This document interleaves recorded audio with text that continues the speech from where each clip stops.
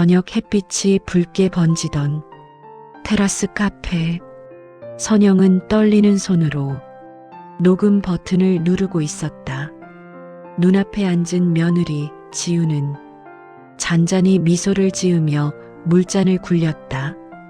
어머니, 사람은 결국 자기가 한 대로 돌아오는 거예요. 그 한마디가 선영의 가슴을 날카롭게 찔렀다. 네가 지금 무슨 소리를 하는 거니? 저도 그 질문 드리고 싶었죠. 제 인생을 망쳐놓은 사람한테요. 지우의 눈빛은 차가웠다. 바람이 스친 테이블 위에서 오래 묻어둔 진실이 팔랑이며 모습을 드러냈다. 그리고 그녀의 손이 가방에서 한 장의 사진을 꺼냈다. 그 사진을 보는 순간 선영의 숨이 턱 막혔다. 그건 사라졌던 그녀의 그 아이였다. 나는 선영이다. 올해 62.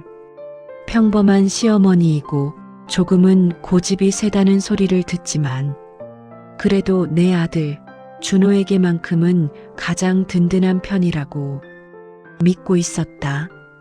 아들은 내가 애지중지 키운 자식이다. 아비도 일찍 떠나고 어린 시절부터 나만 바라보며 자랐다. 그래서였을까? 준호가 결혼한다고 했을 때 솔직히 말하면 불안이 먼저였다. 어머니, 지우는 정말 좋은 사람이에요. 그 말만 믿고 나는 아들 손을 놓아주었다. 그러나 이제 돌아보면 그때 이미 균열의 첫 조각이 생겨 있었던 것 같다. 지우와의 첫 만남, 지우를 처음 봤던 날이 아직도 생생하다. 카페 구석에 앉아 책을 읽고 있던 그녀는 참 단정했다. 말투도 예의 바르고 아주 공손했다. 어머님, 처음 뵙겠습니다. 앞으로 잘 부탁드립니다. 그래요, 우리 준호만 잘 부탁해요. 그때만 해도 나는 그녀가 이렇게까지 나를 흔들어 놓을 존재가 될 줄 상상도 못했다. 아들의 변화. 결혼 후 준호는 달라졌다. 점점 지우의 말에만 귀를 기울였다. 내게 자주 오던 아이가 주말이면 지우가 피곤해서라는 말을 반복했다. 나는 서운함을 억누르며 말했다. 그래도 집에는 한 번씩 얼굴을 비춰야지. 어머니, 결혼하면 부부가 중심이 되는 거예요. 이해해줘요. 그 말투는 예전의 준호가 아니었다. 첫 갈등의 순간, 어느 날 나는 일부러 지우에게 전화를 걸었다. 목소리라도 듣고 싶어서였다. 지우야, 이번 주말엔 우리 집에서 밥 먹는 게 어때? 아, 어머니, 죄송해요. 준호가 요즘 예민해서요.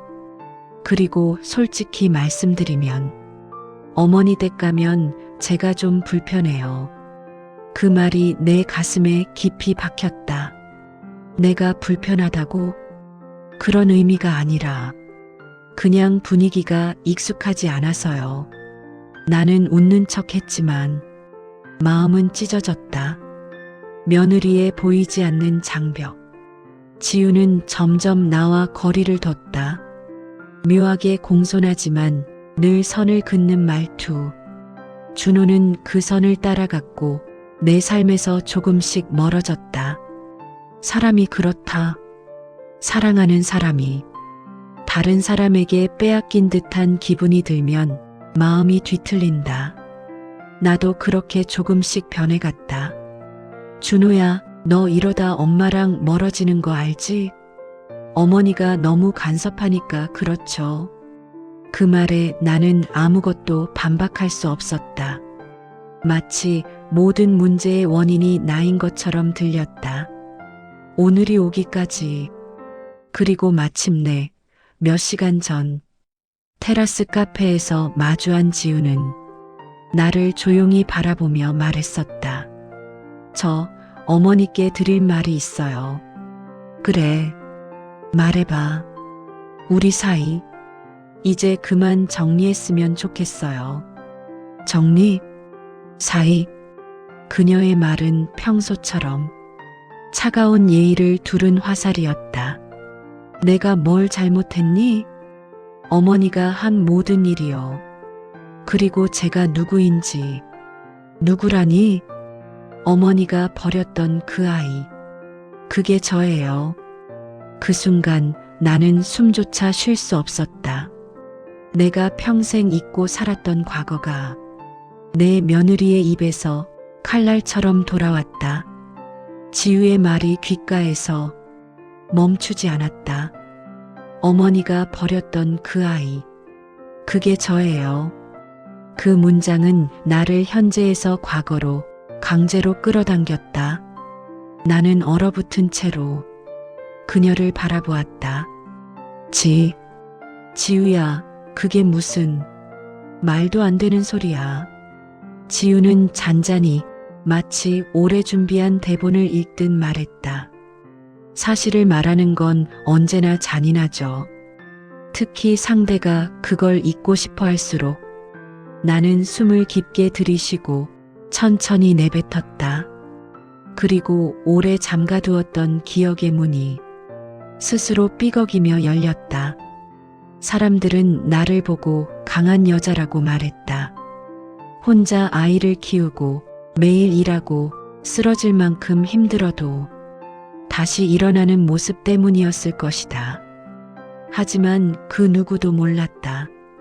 내 인생의 가장 큰 상처, 말할 수도 없고 누구에게도 털어놓을 수도 없었던 그 선택이 있었다는 것을. 그 아이의 기억. 나는 아주 조심스레 입을 열었다. 지우야, 내가 젊었을 때 네 아버지는 정말 무섭고 잔인한 사람이었어. 그래서 버리신 거예요? 버린 게 아니라 지키려고. 지키기 위해 버렸다고요? 그 말의 칼날은 너무도 정확했다. 나는 속으로 피를 흘리며 말을 이었다. 그땐 아무것도 선택할 수 없었어. 생계를 유지하기도 버거웠고 폭력은 점점 심해졌고 그 아이를 품고 살아갈 자신이 없었어. 지우는 고개를 살짝 비틀며 미소 아닌 미소를 지었다. 그래서 시설에 두고 한 번도 찾아오지 않으셨죠? 아니야. 찾아가려고 했어. 하지만 안 갔잖아요. 그땐 내가 한심했어. 가진 것도 없고 미래도 없고 내게 해줄 게 아무것도 없었어. 지우의 눈동자 깊은 곳에서 어린 시절 버려진 아이의 상처가 희미하게 흔들렸다. 아들의 아내가 내 딸이었다는 사실. 어떻게 지금까지 말을 안 했니? 내 질문에 지우는 차갑게 웃었다. 저도 알게 된 지 얼마 안 됐어요. 혼자서 오래 찾았거든요. 자료도 뒤지고 입양기관도 찾아가고 결국 몇 달 전에야 확신했죠. 그걸 준호한테도 말했니? 아직이요. 저는 먼저 어머니와 이야기하고 싶었어요. 나는 얼굴을 감싸쥐었다. 눈앞이 번지고 심장이 빠르게 뛰었다. 그럼 넌 알고도 우리 준호에게 다가간 거니? 아니요. 결혼할 땐 몰랐어요. 하지만 알게 된 뒤에는 모든 게 이해됐죠. 어머니가 왜 저를 그렇게 싫어했는지. 그 말은 나를 바늘로 찌르듯 아프게 했다. 난 널 싫어하지 않았어. 아니요. 싫어했어요. 기회만 되면 저를 무시하고 제 말을 듣지도 않고 그 모든 행동이 너무 익숙했어요. 마치 누군가에게 버림받던 그때처럼. 나는 그제야 깨달았다. 내가 지우를 받아들이지 못했던 이유. 그 아이의 그림자가 내 안에 남아 있었기 때문이라는 것을. 해명과 정당화 사이. 지우야, 나는 정말 너를 은혜를 갚으려고 한 게 아니에요. 은혜라니. 어머니는 제 인생에서 은혜도 원망도 아닌 상처였어요. 저는 그 상처가 왜 생겼는지 알고 싶었을 뿐이에요. 나는 그 말을 듣고 더 이상 아무 말도 할 수 없었다. 그녀의 목소리는 차분했지만 오래된 눈물이 묻어 있었다. 어머니, 제가 얼마나 많이 원망했는지 아세요? 왜 나만 버려졌는지, 왜 아무도 찾아오지 않았는지 하루에도 10번씩 생각했어요. 미안해, 정말 미안하다. 내 목소리는 거의 숨처럼 나왔다. 하지만 지우는 고개를 저었다. 미안하다고 해서 없어지는 상처가 아니에요. 저는 어머니의 선택에 갇혀서 살았어요. 나는 말문이 막혔다. 과거는 변하지 않았다. 그리고 그 과거가 지금 내 앞에서 살아 움직이고 있었다. 지우의 마지막 말. 어머니. 지우는 마지막으로 나를 정면으로 바라보았다. 저는 당신을 용서하러 온 게 아니에요. 그냥 이제 숨지 말고 마주하라고요. 그리고 자리에서 천천히 일어섰다. 준호에게는 제가 말할게요. 우리 관계도, 제 출생도, 어머니의 과거도 그 사람은 알아야 하니까. 나는 급히 손을 뻗었다.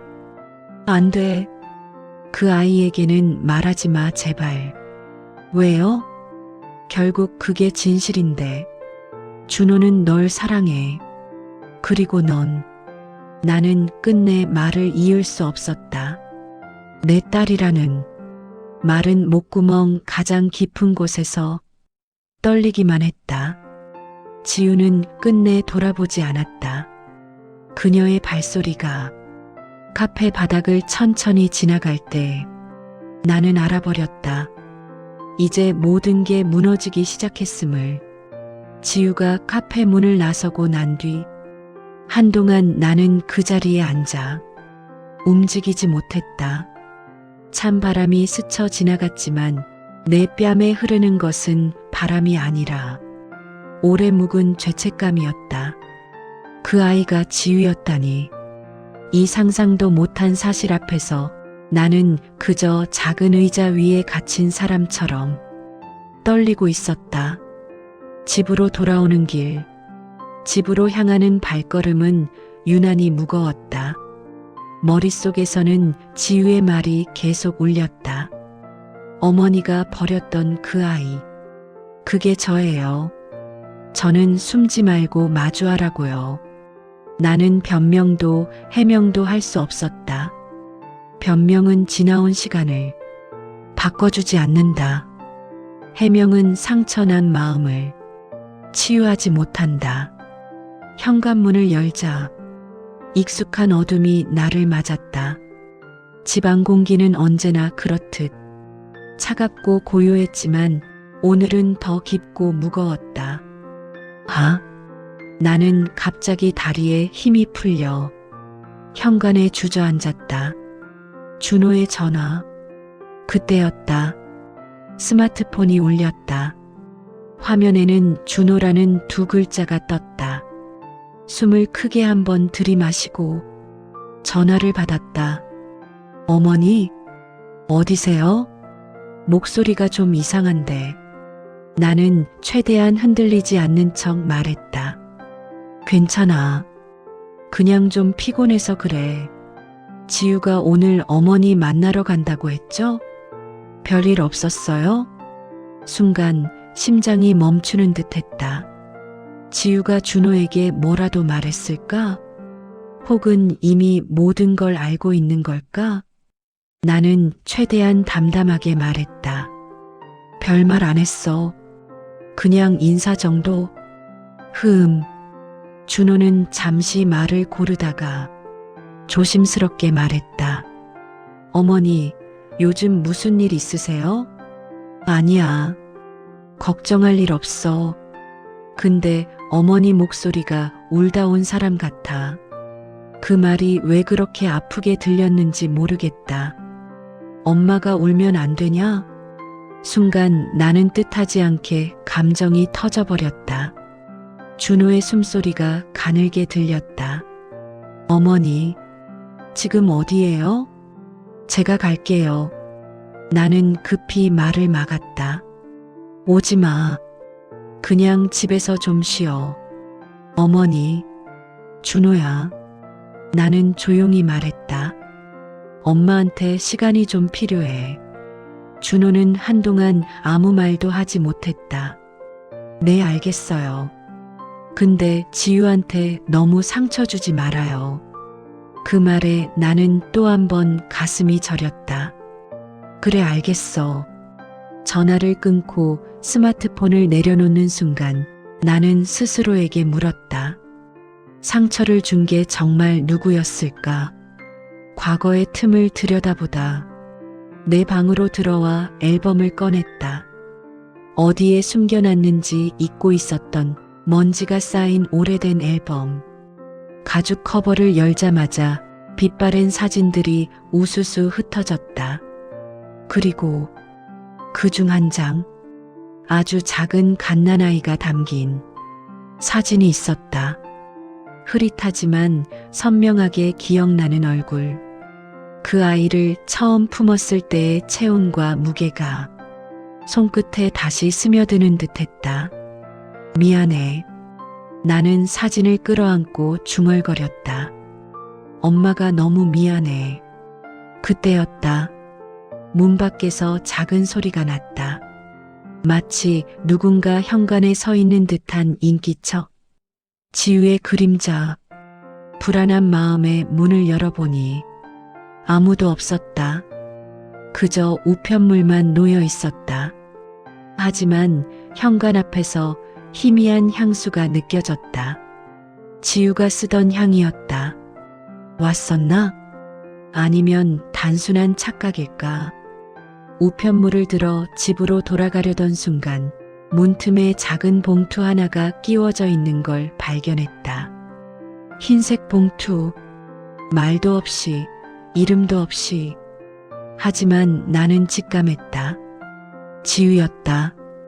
봉투를 열자 한 장의 쪽지가 들어 있었다.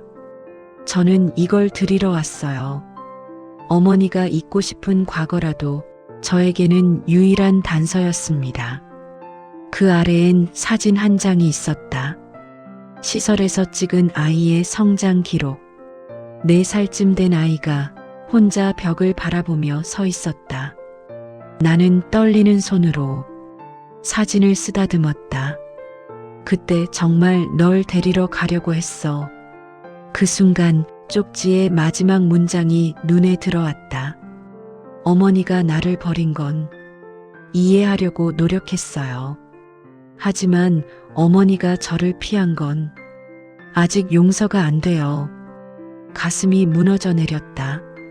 나는 아이를 버린 게 아니라 지우의 상처 속에서 다시 버린 존재가 되어 있었다. 정면으로 마주해야 할 순간 나는 거실 바닥에 앉아 한참을 울었다. 감정을 억제하려 했지만 아무 소용이 없었다. 그리고 혼잣말처럼 중얼거렸다. 그래, 이제 도망치지 말자. 지우야, 내가 어른이 될 때까지 홀로 감당했던 그 외로움. 엄마가 이제는 너를 향해 갈게. 눈물은 여전히 멈추지 않았지만 마음 어딘가에서 아주 작은 결심이 피어올랐다. 지우를 찾아가자. 숨기려 하지도 피하려 하지도 말고 처음으로 있는 그대로의 진실을 꺼내놓아야 했다. 그리고 그 순간 나는 알았다. 이제부터 진짜 이야기가 시작된다는 걸. 지우의 쪽지를 손에 쥔 채 한참을 앉아 있었다. 사진 속 4살의 아이는 말이 없었다. 세상 모든 것을 잃어버린 사람처럼 벽만 바라보고 있었다. 나는 그 작은 등이 너무나 낯설면서도 왠지 내 등을 보는 것 같았다. 도망치지 말자. 스스로에게 천천히 되뇌었다. 하지만 결심과는 다르게 마음은 점점 더 복잡해지고 있었다. 그때 스마트폰이 다시 울렸다. 이번엔 지우였다. 지우에게서 온 첫 전화. 잠시 손이 떨렸다. 받아야 할까? 지금 이 상태로 말할 수 있을까? 하지만 결국 나는 버튼을 눌렀다. 어머니. 지우의 목소리는 차갑지 않았다. 오히려 처음으로 약간 흔들린 듯 했다. 지우야. 나는 뭐라고 말을 해야 할지 몰라 머뭇거렸다. 지우가 먼저 말을 이었다. 제가 집 앞에 갔었다는 것 알죠? 나는 천천히 고개를 끄덕였다. 응, 쪽지 봤다. 그 사진 버리지 말아주세요. 버릴 리가 있겠니? 그건 내가 살아온 시간인데. 짧은 침묵. 두 사람에게나 낯설고 어색한 숨 고르기였다. 어머니. 지우의 목소리가 낮아졌다. 저 준호에게는 아직 말 안 했어요. 고맙다. 나는 거의 속삭이듯 말했다. 고맙다고요? 지우가 잠시 웃음인지 한숨인지 모를 소리를 냈다. 어머니는 지금 이 상황에서 제일 먼저 아들부터 챙기시는 거예요? 그 말에 나는 말문이 막혔다. 하지만 지우의 말은 이어졌다. 제가 상처받았는지는 안 궁금하세요? 궁금하지 않은 게 아니야. 나는 조심스럽게 말했다. 내가 얼마나 힘들었을지 상상도 못했어. 근데 준호도 너도 다칠까봐. 아. 지우는 짧게 대답했다. 그래서 저를 버렸던 거랑 똑같은 이유네요. 그 말은 칼끝처럼 내 심장을 찔렀다. 그건 그때 나는 이제 핑계는 그만 들을래요. 지우가 말했다. 말은 단호했지만 그 속에는 떨림이 있었다. 저는 어머니한테 복수하려고 결혼한 게 아니에요. 그렇게 생각 안 해.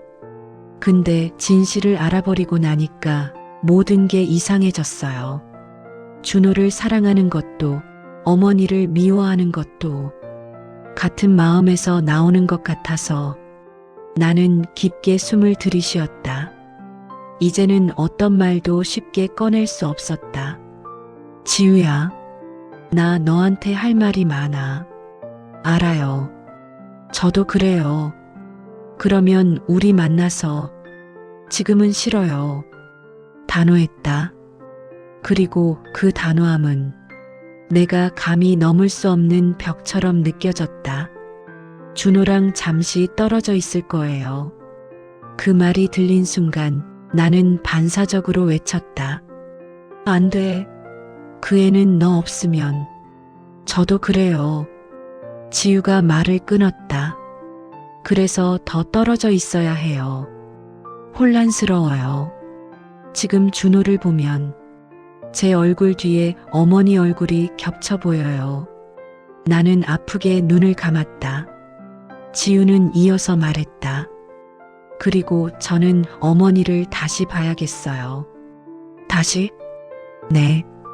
피하고 싶어도 피할 수 없으니까요. 제 인생의 모든 질문이 당신과 연결돼 있으니까. 지우의 말은 담담했지만 분명한 방향성을 갖고 있었다. 어머니, 응, 저 잠시 사라질 거예요. 제 감정이 정리될 때까지. 나는 급하게 말했다. 지우야, 제발 그러지 마. 너랑 준호는 제가 사랑하는 사람이에요. 조용히 또렷한 목소리. 그렇지만 사랑한다고 해서 상처가 사라지진 않잖아요. 그리고 통화는 끊겼다. 모든 균열이 드러나는 순간 나는 멍하니 스마트폰을 바라보았다. 통화 종료 화면은 너무도 차갑고 너무도 조용했다. 지우가 떠난다? 그 생각은 내 머릿속을 천천히 잔혹하게 가로질렀다. 아들이 사랑하는 여자가, 그리고 동시에 내가 버린 아이가 내 선택 때문에 지금 또다시 떠나는 것이다. 나는 얼굴을 가리고 울부짖었다. 왜 나는 항상 중요한 사람을 잃어버리는 걸까? 내 울음은 방문에 반사되어 방 안을 울렸다. 떨리는 기침처럼 터져나오는 소리. 참으려고 해도 감당하려 해도 이미 오래전에 무너진 감정은 제멋대로 쏟아지고 있었다. 갑자기 초인종이 울렸다. 나는 놀라 소리 없이 눈물을 닦았다. 누구세요? 어머니, 나야. 준호였다. 문을 열자 아들은 나를 보자마자 멈칫했다. 어머니, 진짜 왜 이래요? 무슨 일 있었어요?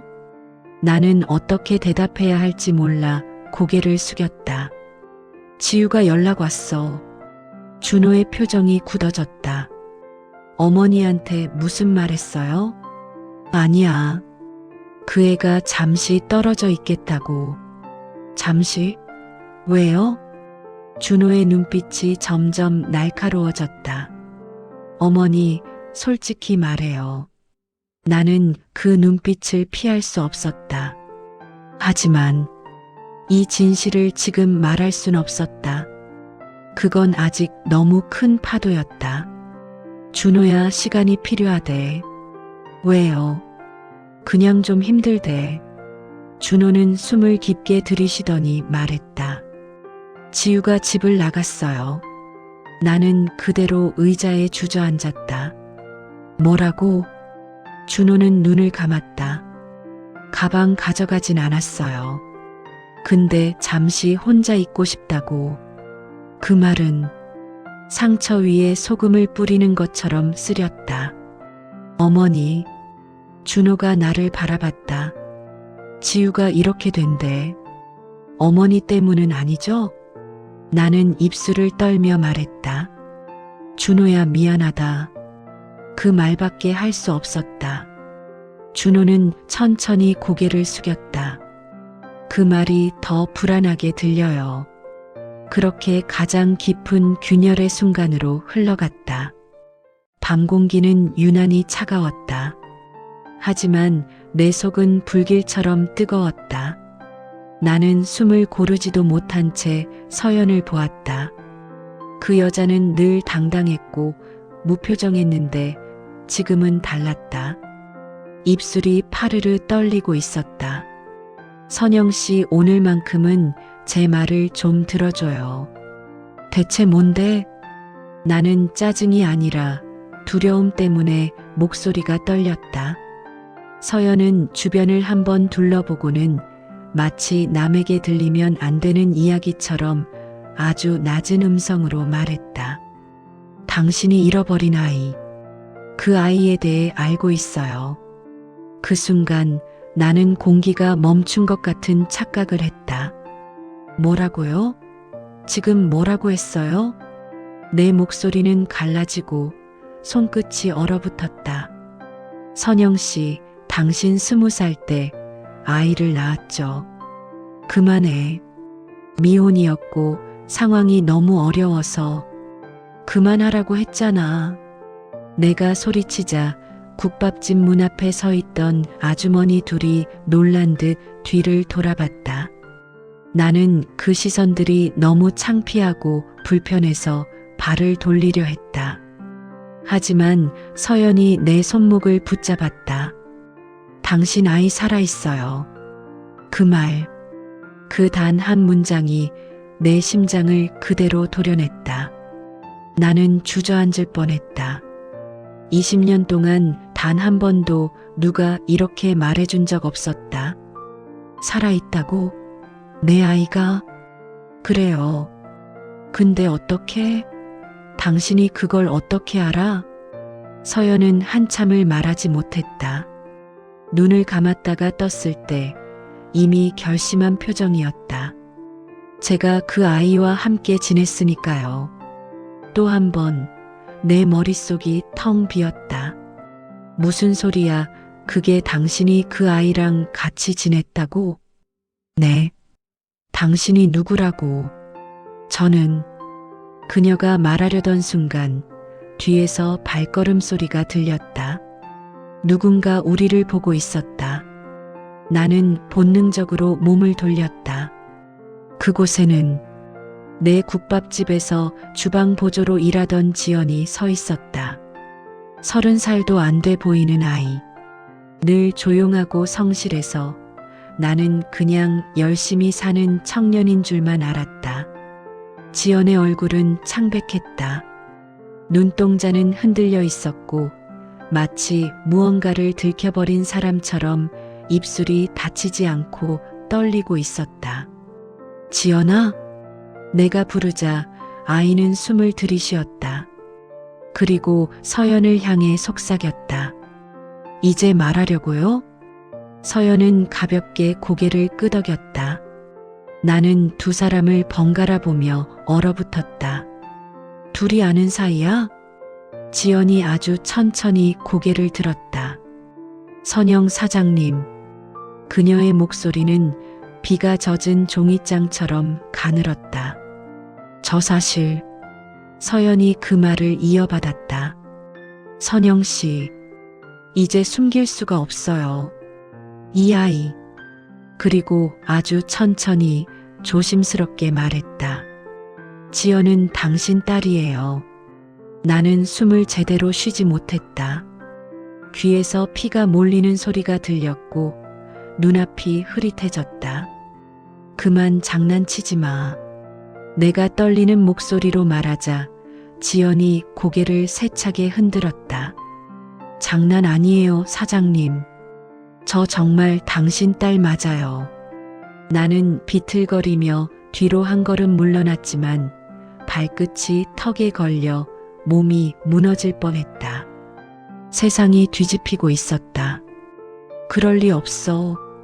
너는 20살이라며. 지연은 눈을 꾹 감으며 말했다. 24살이에요. 가짜 주민번호로 계속 살았어요. 왜? 내가 겨우 한 단어를 뱉자 지연의 눈물이 뚝 하고 떨어졌다. 엄마가 저를 숨겼으니까요. 나는 그제야 서연을 날카롭게 쏘아봤다. 그래서 당신이 끼어드는 거였어? 감히 내 딸을? 서연은 입술을 깨물었다. 그땐 어쩔 수 없었어. 누군가는 이 아이를 지켜야 했고 당신은 그때 너무 위험했어.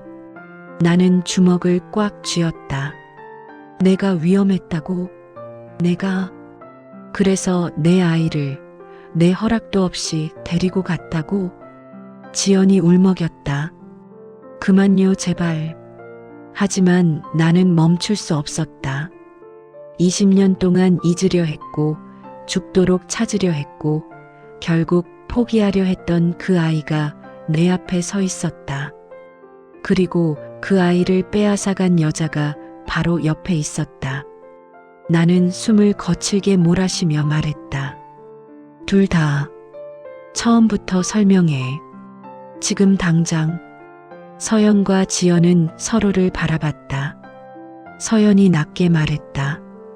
그럼 이제 진짜 이야기를 할게요. 그리고 그 순간 나는 알았다. 이제부터 들을 이야기는 내가 살아온 모든 시간을 뒤집어 놓을 만큼 끔찍하고 잔인하고 절대 믿고 싶지 않은 진실이라는 걸. 그날 밤 국밥집 뒤편 골목은 이상하리만큼 조용했다. 가로등 아래에서 서연과 지연은 서로 눈치를 보며 침묵했고 나는 팔짱을 낀 채 그 둘을 바라보고 있었다. 숨도 쉬기 힘들 만큼 긴장된 공기였다. 이제 설명해. 내 목소리는 거의 굳어 있었다. 도대체 무슨 일이었는데 내 아이가 내가 데려갔다고? 서연이 먼저 입을 열었다. 20년 전 기억나요? 그때 당신 많이 힘들었잖아요. 그건 당신이 알 바 아니야. 맞아요. 그런데 그때 당신을 지켜볼 수밖에 없던 사람이 한 명 있었어요. 바로 저예요. 나는 이해할 수 없어 눈을 찡그렸다. 당신이 날 알고 있었다고? 그때 저는 사회복지사 교육생이었어요. 그리고 당신 사건을 맡게 됐었죠. 그 말에 내 심장이 철렁 내려앉았다. 당신, 나를 지켜보고 있었다고? 당신이 폭력적인 전 남자에게 쫓기던 시절. 맞죠? 나는 숨을 들이켰다. 그건 누구한테도 말한 적 없어. 그래서 당신이 더 위험해 보였어요. 그 남자가 아이에게 손을 댄다면 나는 뒤통수를 얻어맞은 듯 얼어붙었다. 그 남자, 지금도 떠올리기 싫은 이름, 지금도 악몽에 나오는 얼굴. 서연은 말을 이어갔다. 당신이 병원에서 아이를 낳고 기절했을 때 그 남자가 병원에 찾아왔어요. 나는 크게 숨을 삼켰다. 그 사람이 거기까지? 그 사람 온 병원 뒤지고 다녔어요. 내에 데려오라고 소리 지르면서 나는 몸서리쳤다. 그 남자가 만약 내 아기를 찾았다면 생각만 해도 숨이 막혔다. 그래서 내가 데려갔다고? 내 목소리는 이미 울먹이고 있었다. 도망치듯이 빼낸 거야? 서연은 고개를 끄덕였다. 그렇지 않으면 그 남자가 아이를 죽였을 수도 있었어요. 지연이 울먹이며 말했다. 저는 그래서 평생 숨어 지냈어요. 나는 지연을 바라봤다. 그 눈이 나와 비슷했다. 내가 예전에 그토록 싫어했던 두려움의 눈이었다. 하지만 나는 떨리는 음성을 겨우 짜냈다. 그렇다고 왜 나한테 말 안 했어? 내 아이가 살아있다면 왜 20년 동안 단 한 번도. 서연의 눈가가 붉어졌다. 그땐 당신도 쫓기고 있었어요. 아이를 찾으려 들어갔다는 걸 그 남자가 알기라도 하면 당신이 위험했어요. 내가 위험하든 말든 난 갑자기 목을대가 막혀 말이 나오지 않았다. 난 내 아이를 찾았을 거야. 지연이 조용히 말했다. 그렇죠. 찾았겠죠. 근데 그럼 죽었을 수도 있어요. 엄마도 저도. 그 말은 칼날처럼 내 가슴을 깊게 찔렀다. 정확했고 잔인했고 그리고 맞는 말이었다. 서연이 힘없이 말했다. 선영 씨, 나는 잘한 건 아니에요. 하지만 그때는 그 선택밖에 없었어요. 나는 고개를 숙였다. 하늘이 무너지는 기분이었다. 두렵고 고맙고 원망스럽고 미칠 만큼 혼란스러웠다. 20년 동안을 눈물로 살았는데 그 이유가 눈앞에서 숨겨진 선이었다는 사실이 너무 잔인했다. 나는 지연에게 다가갔다. 그 아이, 아니 내 딸, 내 피, 내 그림자. 나는 떨리는 손으로 지연의 어깨에 손을 얹었다. 그래서 넌 나를 알고도 그냥 국밥집에서 일했어? 지연은 눈물을 왈칵 흘렸다. 네, 말하고 싶었어요. 근데 엄마가 거절하면 어떡하나. 저 버림받을까봐. 그 말에 내 가슴이 찢어졌다. 바보 버릴 리가 없잖아. 난 너를 20년 동안. 말이 끊겼다. 내가 울음을 삼키는 동안 서연이 조용히 말했다. 하지만 이제 과거는 끝났어요. 문제는 그 남자가 다시 나타났다는 거예요. 나는 숨을 멈췄다. 뭐라고? 서연의 표정이 굳어졌다. 지연은 고개를 푹 숙였다. 선영 씨, 당신 전 남자 2달 전 출소했어요. 골목 끝에서 찬 바람이 불어와 우리 셋을 동시에 떨리게 했다. 그리고 그 순간 나는 깨달았다. 20년 전의 악몽이 아직 끝나지 않았다는 걸. 전 남자가 출소했다는 말은 그 즉시 내 폐 속 공기를 모두 지워버렸다. 그 인간이 다시 나타났다고? 나는 믿을 수가 없었다. 20년이 지나면 사람은 늙고 지치고 사라지는 법인데 그 남자는 아니었다. 악취처럼 다시 돌아왔다. 서연은 고개를 끄덕였다. 출소 직후 첫 번째로 찾은 게 당신이었어요. 내 등골이 서늘해졌다. 날 어떻게 찾았어? 모르겠어요. 하지만 추적하고 있던 사람이 있어요. 그걸 왜 이제 말해? 내 목소리는 얇게 찢겨나갔다. 지금 당장 우리 딸 지연이 위험한 거잖아. 지연은 마치 그 말만 기다렸다는 듯 내 손을 꽉 잡았다. 따뜻한 손. 20년 동안 단 한 번도 잡아보지 못했던 그 손이 지금 내 손을 붙들고 있었다. 엄마 나 괜찮아. 지연이 애써 웃으며 말했다. 그 사람 나 몰라. 나 얼굴도 많이 바뀌었고 이름도 바꿨고 그리고 뭐? 내가 물었을 때 지연의 눈동자에 두려움이 싹 번졌다. 저 사실 며칠 전에 이상한 전화를 받았어요.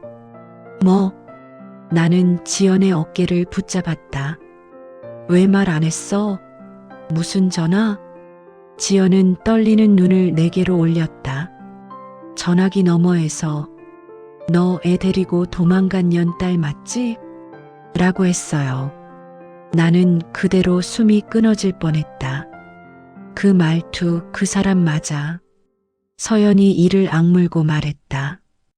그 남자 아직도 당신과 아이가 자신에게 속했다고 믿어요.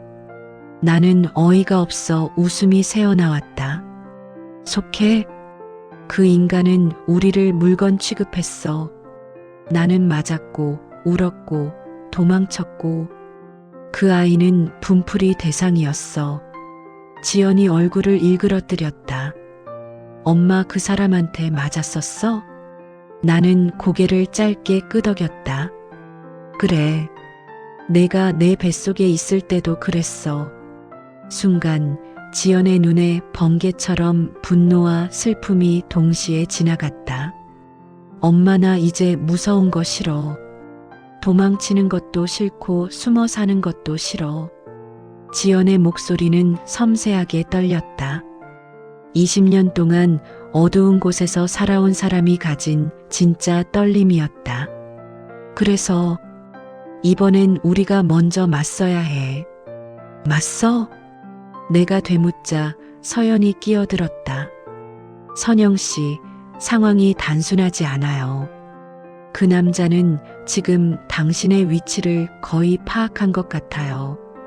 당신 국밥집 근처에서 배회하는 걸 봤다는 신고도 있었어요. 나는 벽에 기대어 숨을 몰아쉬었다. 그럼 지금 여기 오고 있는 거야? 이 도시까지?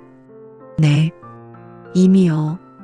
순간 멀지 않은 곳에서 들리는 자동차 브레이크 소리가 들렸다. 나는 반사적으로 뒤를 돌아봤다. 골목 끝 가로등 아래 구겨진 패딩 모자를 푹 눌러 쓴 한 남자가 서 있었다. 멀리 있어도 알 수 있었다. 걸음걸이, 어깨 모양, 그 특유의 비틀리는 발자국 소리.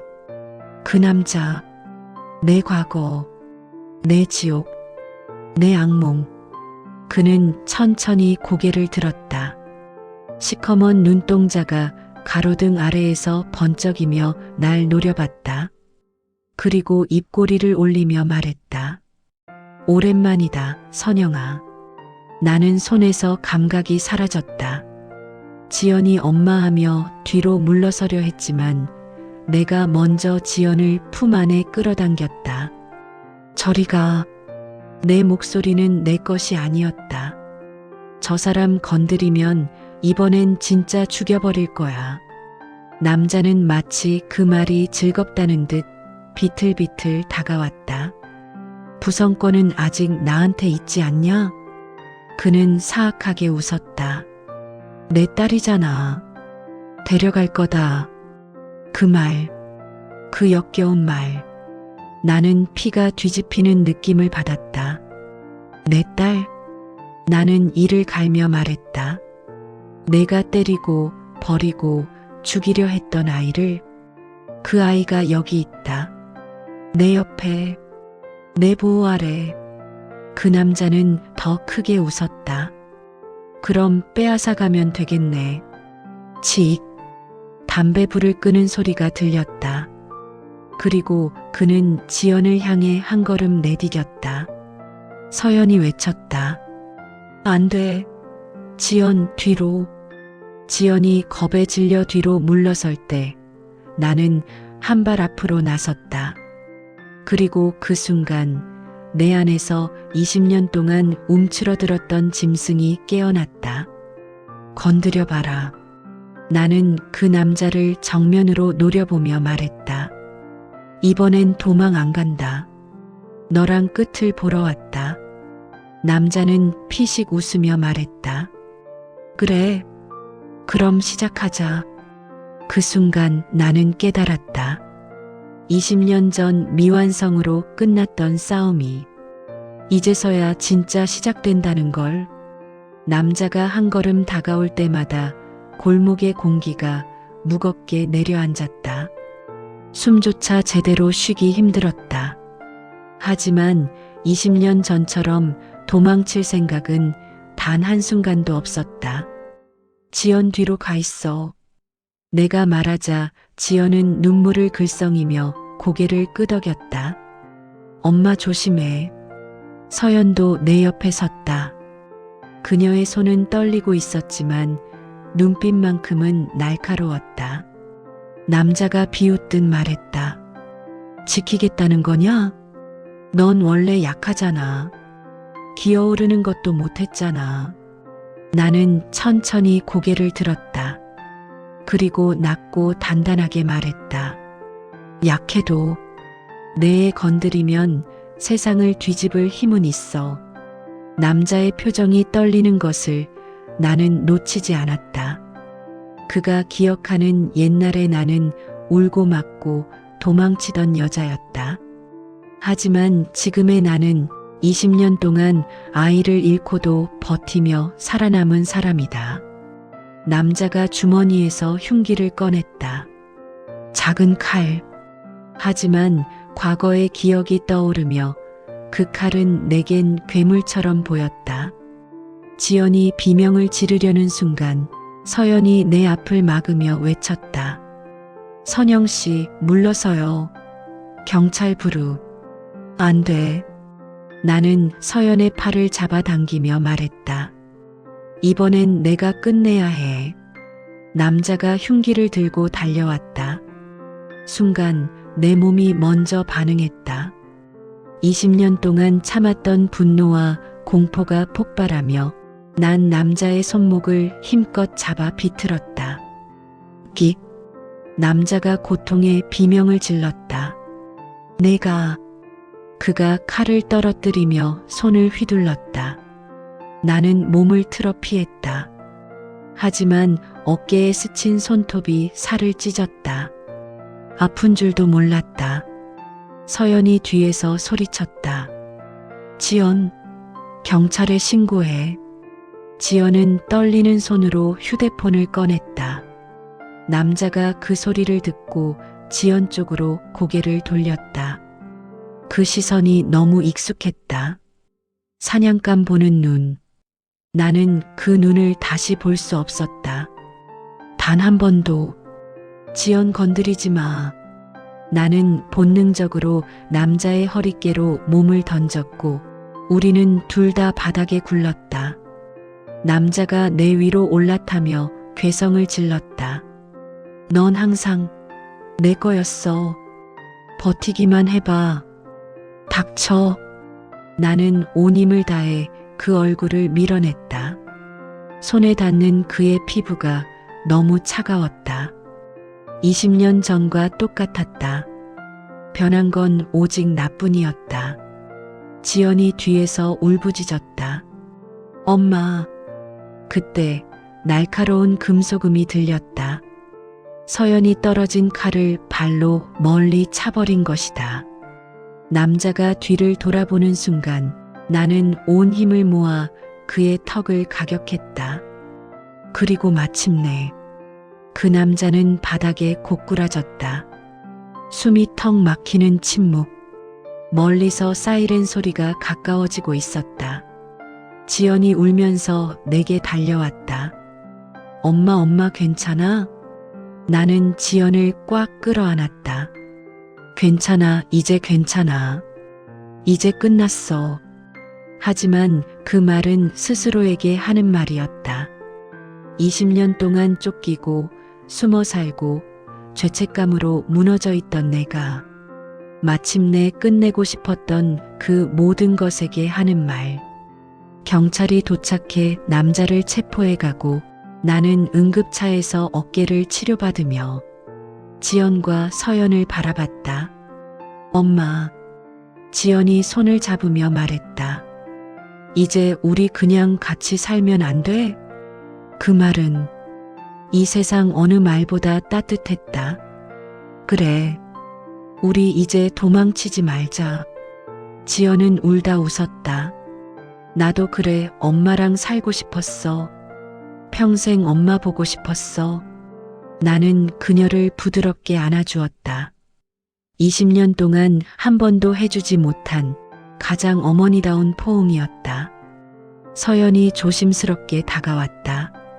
선영 씨 미안해요. 정말 미안해요. 그땐 그게 최선이라고 믿었어요. 나는 천천히 고개를 저었다. 당신 덕분에 이 아이가 살아있어요. 고마워요. 원망도 했고 미웠고 하지만 진심으로 고마워. 서연은 눈물을 훔치며 작게 웃었다. 이제 새로운 시작이에요. 선영 씨도 지연도. 나는 두 사람을 바라보며 미소 지었다. 그래.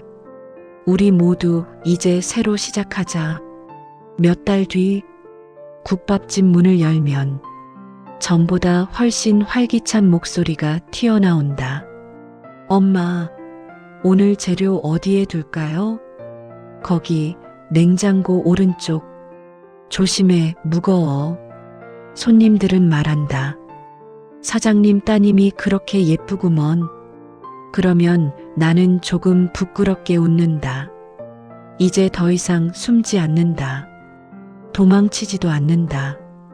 누군가를 잃는다는 공포에 짓눌려 살지도 않는다. 나는 다시 삶을 얻었다.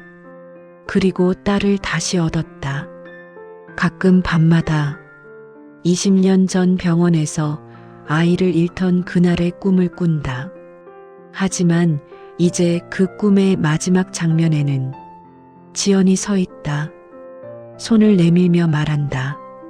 엄마, 이제 집에 가요. 나는 그 손을 잡는다. 그리고 진짜로 집으로 돌아온다.